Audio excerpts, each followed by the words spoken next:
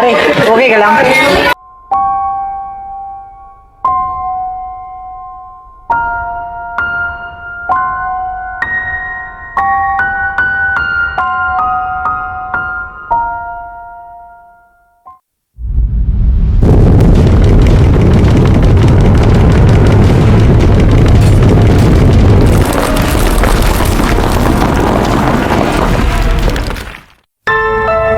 Tulong-tulong na ang mga residenteng ito sa barangay Dampingan, Luwakan, Itogon para nakaligtas ang padre de pamilya, pero dead on arrival din sa ospital ang bagyo na abisuhan niya na ang mga dagdag pa nito. Isa raw sa mga nakikitang dahilan ng pagguho ay pagmimina.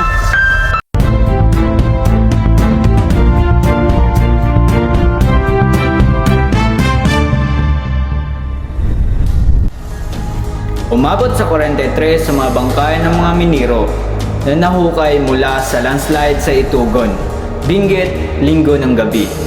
Ayon kay Presidential Spokesperson Harry Roque na dumayo sa bagyo.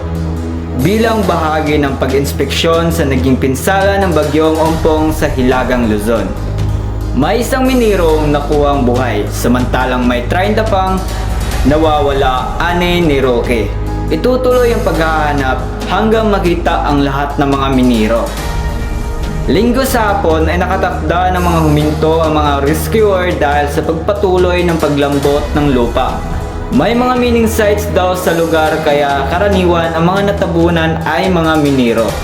Patuloy niya ang paghahanap sa mga ibang natabunan ng lupa matapos gumuho ang tinuluyan nilang mga bunkhouse sa Ukap. At sa kalapit barangay nitong Luakan ayon kay Pacalso. Dahil sa pagmimina, ayon kay Itugon Mayor Victorio Palagdan, ang natabunang estruktura ay bunkhouse ng Benguet Corporation na ginagamit ng mga minero.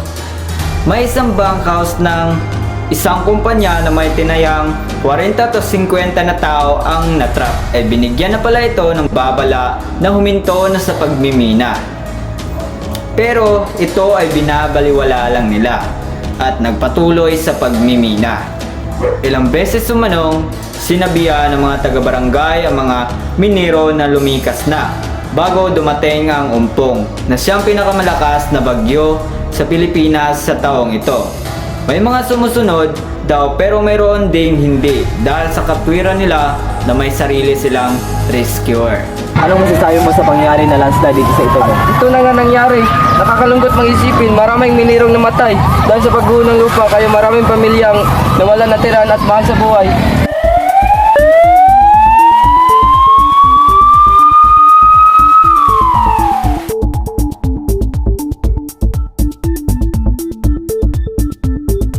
Ano ang dahilan ng pagguho ng lupa? Ang dahilan ng pagguho ng lupa, ito ay pagmimina. Kahit na may paparating na bagyo, ito ay pinapatuloy pa rin ang pagmimina. Kaya di kinaya ng lupa at ito ay gumuho. Kabayan, sa tuwing may parating na bagyo, anong aksyon ang ginagawa ng mga otoridad para sa kaligtasan ng mga tao? Sa tuwing may paparating na bagyo sa lugar, ang aksyon na ginagawa ng otoridad para sa kaligtasan ng tao ay ang pag-anunsyo ng paalala at ang pag-iingat ng tao at gaya ng paghahanda ng ating evacuation center at mga kailangan gamitin bago magkatapos ng bagyo. Sa ganitong kalamidad, bakit mahalaga ang pakinig at sumunod sa payo at abiso ng otoridad? Mahalaga ang mga payo at abiso ng otoridad sapagkat ito ang magliligtas sa atin sa mga maaaring kapahamakan. Sa iyong palagay, nagkulang ba ng paalala ang otoridad kung bakit sumantong sa ganito na may mga minirong natabunan ng lupa? Hindi, pagkat kahit na mahigpit ang papaalala ng mga otoridad, may mga minero pa rin nakakapasing. Marahil ang pagkukulang lang ng mga otoridad ay kakulangan sa pagbabantay. Mula sa artikulong binasa, paano naman ipinakita ng residente ang kanilang pagdisiplina at kooperasyon sa naranasang pagguho ng lupa? Naipapakita ng mga mamayan na residente ang kanilang madisiplina sa paraang pagtutulungan sa bawat isa at higit sa lahat ang pamayan. Doing the things that I never would know. Treat me like what's don't get